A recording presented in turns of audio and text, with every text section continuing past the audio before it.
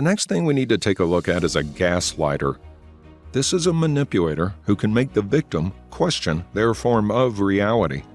They will often say things like, "You remember it wrong," or "You're acting crazy," to tell their victim.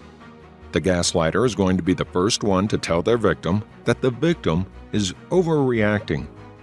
When they are confronted about their behavior and the possible gaslighting, they can become angry and defensive, and may be unwilling even to admit a little that their behavior is not allowed.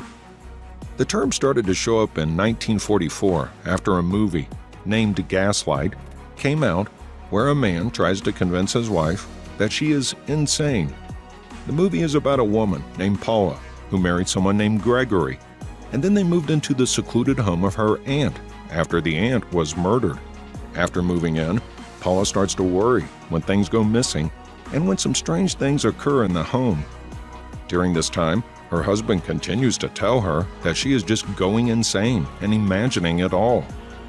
One of the things that Paula notices during this time is that at night, the gaslight would turn on. But her husband kept claiming that she was thinking it all. In the end, we find out that Gregory had just been deceiving her and that he was the murderer of Paula's aunt. The term started to catch on, and now it is used to refer to any situation in which one person is going to make another person feel like they are going insane. Gaslighters are going to go with this kind of unhealthy behavior because they are trying to gain something from the victim. They may be trying to cover up a lie that they told. A man who is cheating on their partner could say to the girlfriend that she is acting crazy if she starts to question where he has been. A teenager may tell their mother that the mother is crazy when asking where the daughter was, even if the daughter had been someplace where they shouldn't. Gaslighters are never going to admit that they are wrong. And if there is ever a time when they are confronted with an opposing view, they're going to try and take those suspicions and put them on another person.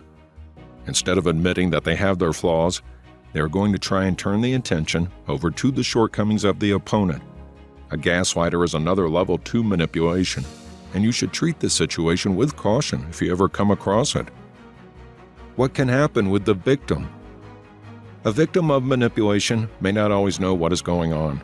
They can feel codependent on the person who is influencing them.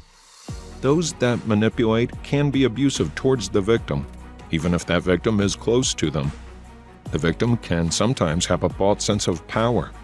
They may see their manipulator as the one who is in charge, the one to follow, the one who always knows best. They've been made to feel like they have no power, and over time they will learn that they should look for the manipulator anytime they need a purpose, validation, and help. If the manipulator is successful, the victim is going to start feeling doubt about their feelings and thoughts. The manipulator is good at making the victim feel like they don't even have any value. They will convince the victim that they have no worth, to invalidate any feelings and thoughts that the victim has that goes against what the manipulator wants them to have. See, the manipulator wants to make sure that their chosen victim doesn't have any power. They want to take away all the control. The victim can't have any control, or the manipulator will feel like they have lost the control that they desire.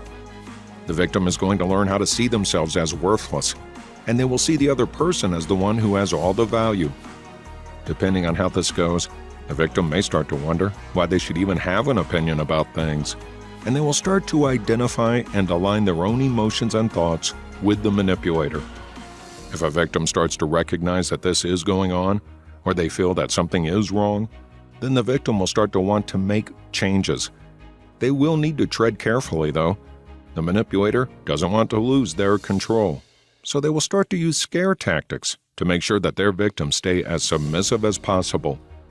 The manipulator is never going to come forward about their abuse of power, because this means they have to admit what they are doing is wrong, and that they are vulnerable. Even when the victim finds out that something is going on, they may have to be careful. The manipulator will not want to give up the power that they have, and they are going to deny and take every other step needed to try and regain their control. Many times a victim can feel like the situation is hopeless, and they may give up even trying. The important thing here is for those who feel like they are a victim to learn how to get their voice back.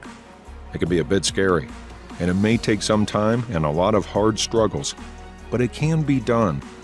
The first steps to take to make this happen is to know what makes a manipulator, and then to identify with how these individuals are handling their own emotions and thoughts. Of course, manipulators are good at what they are doing, and not every victim is going to be able to confront the manipulation.